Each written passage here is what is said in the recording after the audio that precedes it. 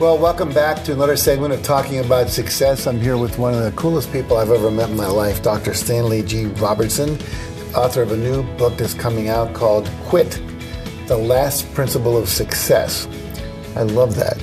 I love the title because it's just so counterintuitive. Right. Well, actually, that's how I came up with the title because I wanted to bust a myth. Yeah. And I think that quit is a myth because a lot of people feel that quitting is something that we don't do. It's a taboo in America. And that's why I thought quit is the last principle of success. Now, on your book jacket, you talk about some famous quitters. Oh, yes. Tell us about that. Well, my premise is that every successful person has quit. Nobody can be successful without the ability to quit. For example, Oprah Winfrey quit local TV and became the queen of talk. Mm-hmm. Michael Jordan quit baseball and won a three-peat.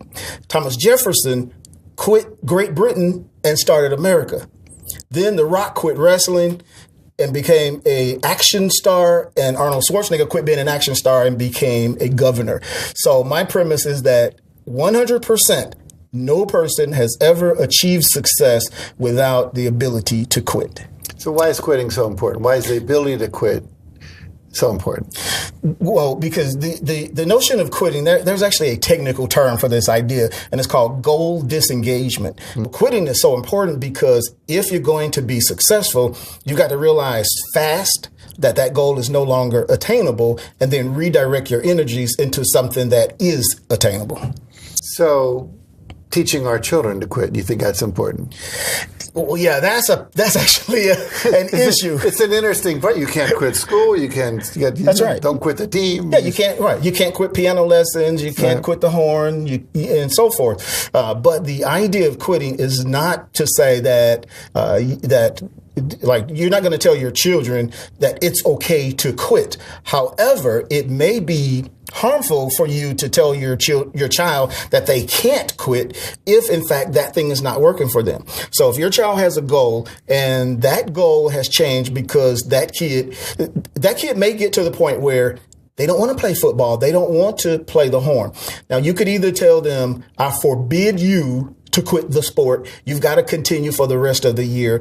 Or you can allow that kid to redirect their energies into something that's more productive. And I think that that's a very important thing to do. In your experience with all this, how would you let someone know, or how would you advise them, counsel them on knowing when to quit? I think there's several times that an individual ought to make the decision to quit.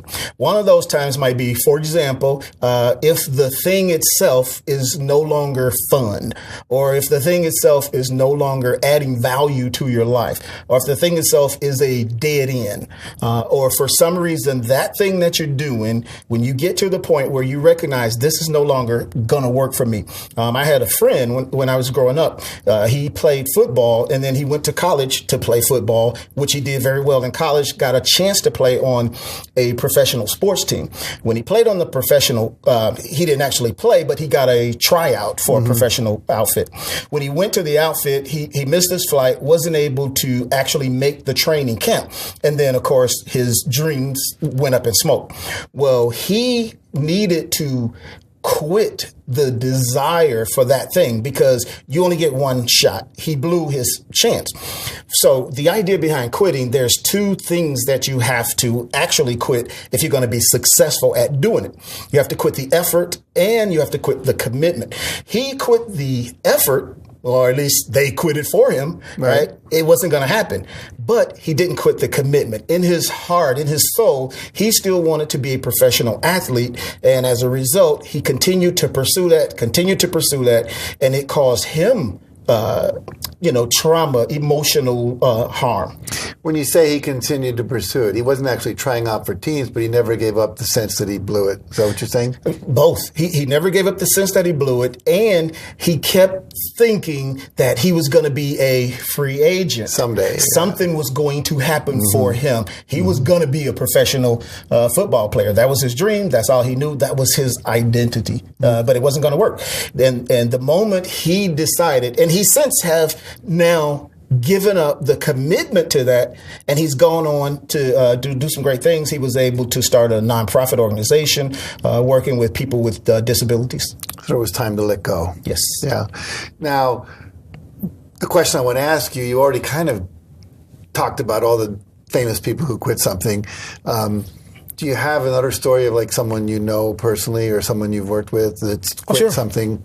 Yeah, absolutely. I've got a million stories. Remember Dragnet, the little thing? I was like, there's a million stories in the naked city. Yeah, exactly. So I got a million of them. I'll give you a couple of examples.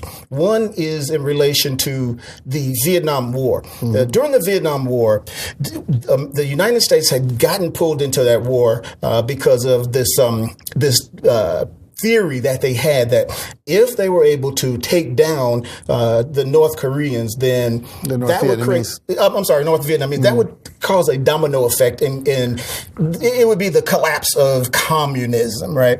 But once we got sucked in, things didn't go the way we planned. The president could not quit that effort because of everything that he had put into it, and he felt like if he quit, the people who had died already, those lives would have been in vain. This is an example of something that's called the sunk cost fallacy. And that's one of the things that I discussed in the book, is that it's almost the same analogy as throwing good money after bad. No matter how many more people we put in, it's not going to impact or change the lives that have been lost. So it's better to cut your losses at the moment you recognize this is a no-win situation. He said this is a no-win situation, yet he wouldn't quit. Not good. That's not good at all. I'll give you one other example. The circus, Ringling Brothers Circus, just closed. They had been open for 146 years. They just closed recently. I think last year they closed their doors. They closed because they were using the animals in the circus. And of course, we know the circus, you got to have animals in the circus. At least that's what Ringling Brothers thought. So they had been sued by these animal rights activists, in particular, people who cared about elephants. They were tied up in court for 14 years. They spent millions of dollars. They ended up winning the case, but then the circus closed. Why? Because they would not quit the animal acts. On the other hand, Cirque du Soleil, they have become very, very successful because they quit animals in the circus. So just the idea, just the notion that they were willing to quit the animal acts, and they become hugely successful.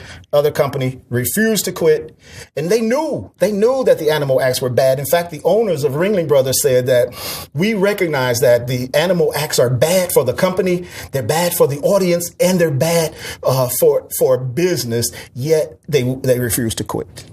Interesting. Yes. Interesting. That's ridiculous. I could talk to you forever. I just think you're one of the most fascinating people I've ever met. So we are going to need to wrap this up in just a few minutes. Absolutely. That's one of the realities of segment television. Okay. Anything else you'd like to share before I ask you how people can get in touch with you and your book and all that? The concept itself of quit is a concept that could easily be misunderstood. I think that if you take a deeper dive, you go into the subject and you recognize that there is this stigma attached to quitting. You know, in this country, quitters never win. I think that is a total fallacy. I think that it's the opposite, that quitters win all the time. And I think that the key is to recognize when to quit, and also to quit fast and quit often. In other words, as soon as you recognize that goal is no longer attainable, like let's say the Ringling Brothers, as soon as they recognize that animals are no longer going to be profitable in the circus, they should have quit immediately and started to do something else. So the goal is to recognize when to quit fast, quit often. Very good. I just shared, for me, I was doing Chicken Soup for the Soul. It was very successful. My whole identity was I'm the chicken soup guy. And one day I'm reading stories and I'm going, these are not moving me anymore. And they should have been, because they were really moving stories. Right. And I realized this has become dead for me. And it was hard to give up that whole identity and everything like that, but I did it. And as a result of that, after some while of thinking what comes next, I was able to create the whole Success Principles line, which is what I do now and what I love. And I'd still be doing that other thing and not enjoying it. So I really resonate with your message. So I think more and more people need that, because we know that 50 to 75 to 80%, depending on what statistics are out there, people are working in jobs they don't like. They're miserable, but they're not willing to quit and pursue the thing that would be the passion for them. Well, I think that you mentioned the success principles. The success principles are amazing, and I congratulate you on that work, because that is part of the reason I'm here right now, is because of that book and some of the other work that you guys are doing. Otherwise, we'd be doing Chicken Soup for the Quitter Soul co-authored with you, right? That's right. Anyway, thank you very much for joining me. Well, thank Tell you. people one more time how to get a hold of you.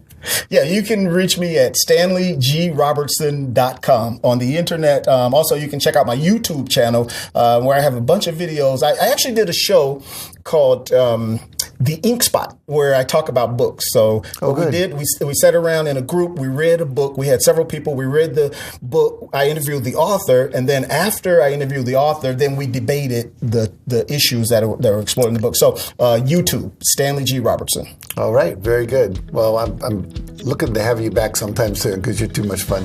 All right. Anyway, stick with us, folks. We'll be right back after this message.